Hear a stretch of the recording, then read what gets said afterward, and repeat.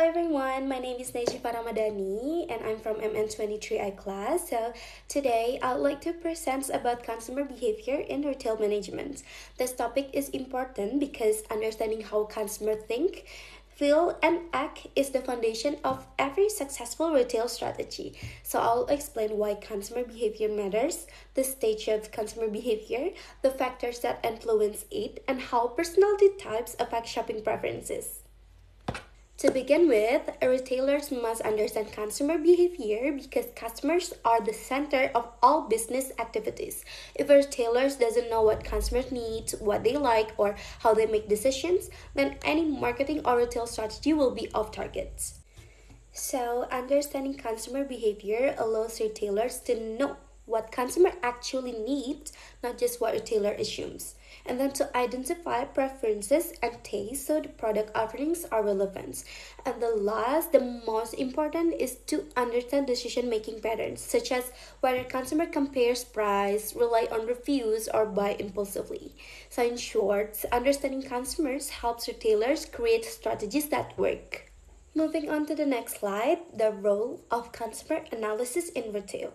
So, consumer analysis is a fundamental part of marketing management. With consumer insights, managers can take more accurate and efficient actions. So, for example, first, designing the marketing mix. We need to decide the right products, price, place, and promotion. And then, segmenting the market. We have to identify which groups of consumers are most profitable. And then positioning and differentiation. We need to create a clear brand identity to make our brand stands out. And then conducting environmental analysis. We need to understand the external trends like competitors, culture, or technology. And the last, we need to develop market research studies. We have to collect the data to support our strategic decisions. You might be asking, what is consumer behavior? So, the American Marketing Association defines consumer behavior as the dynamic interaction of affects, cognition, behavior, and environment. This means consumer behavior is not static, it constantly changes depending on emotion, thoughts, action, and surroundings. So, the cognition, it refers to how consumers think, evaluate, and interpret information. And then affect, it refers to emotions that influence preferences and reaction, and behavior refers to the action consumer takes, such as browsing, comparing, or buying. And then environment, it includes social influences, store atmosphere, and marketing efforts. Retailers need to consider all of these components together. Next, what makes a retail business successful? So, consumers judge retail success based on the value they receive. And retail value does not only come from the product itself, but also from the overall shopping experience. There are five main sources of value. The first one is product value, whether the product meets expectation in quality and usefulness. Second, pricing value, whether the price feels fair and matches the product benefits. Third, location value, whether the store is easy and convenient to access. Fourth, the store atmosphere, including the layout, music, scent, lighting, and cleanliness. And then the customer service, how well the staff assists customers and solve the problems. Retailers who deliver value across these five areas are more likely to win customers' loyalty. Moving on to the next slide, consumer behavior in retail happens in three main stages. The first one is pre-purchase, purchase, and the last one is post-purchase.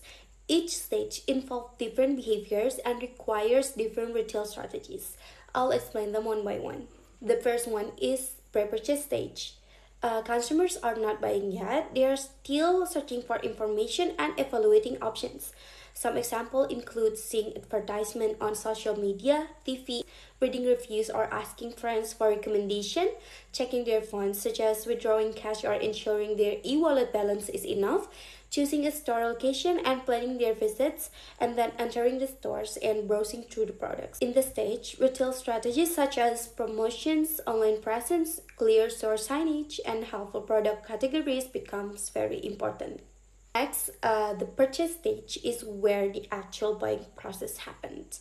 This includes interacting with store staffs, responding to store design, layout, and displays, making payment decisions, choosing brands or quantities, evaluating product packaging, deals, or discounts.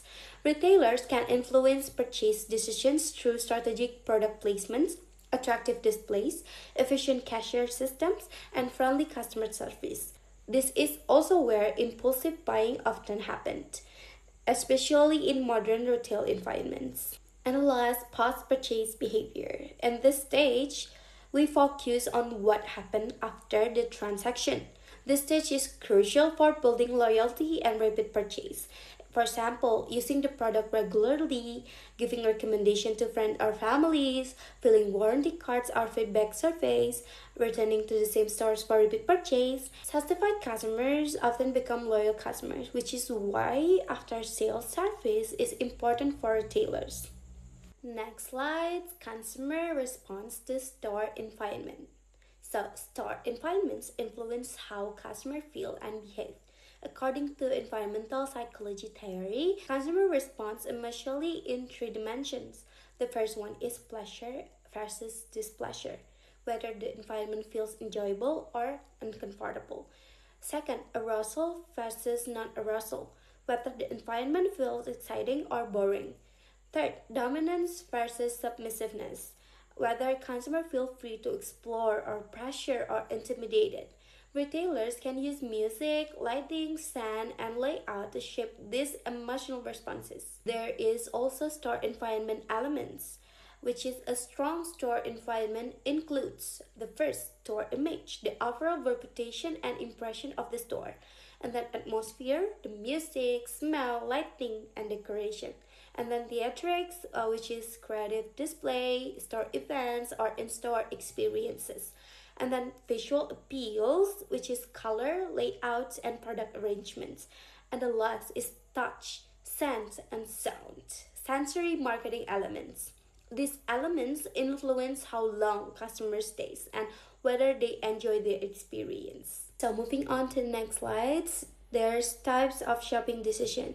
There are basically three types of shopping decisions, which is the first one is extended problem solving, which is high involvement. Consumers search a lot, compare brands, and take time. For example, buying electronics or luxury items. Second, limited problem solving, which is moderate involvement. Consumer may buy spontaneously based on promotions or display. For example, the snacks or fashion accessories. And the last, habitual decision making, which is low involvement. Consumers buy the same brand or store repeatedly, for example, monthly groceries or everyday products. Retailers can target each type using different strategies. Next, there's factor influencing shopping decision, which is consumers don't make decision in isolations. They are influenced by internal and external factors. The internal factors include personality, perception, motivation, and lifestyle. Meanwhile, the external factors include family, culture, reference group, or social pressure. And understanding this helps retailers personalize their strategies. Next, there's a personality types, which is personality also affect buying behavior. The main four personality types are choleric, sanguine, melancholic, or phlegmatic. The choleric consumers are fast, decisive, and like efficiency. Meanwhile, the sanguine consumers are social, enthusiastic, and enjoy variety. And the melancholic customers are detail-oriented and prefer careful evaluation. Meanwhile, the phlegmatic consumers prefer stability, routine, and clear information. So retailers can adjust their communication styles depending on the dominant personality type of their target market.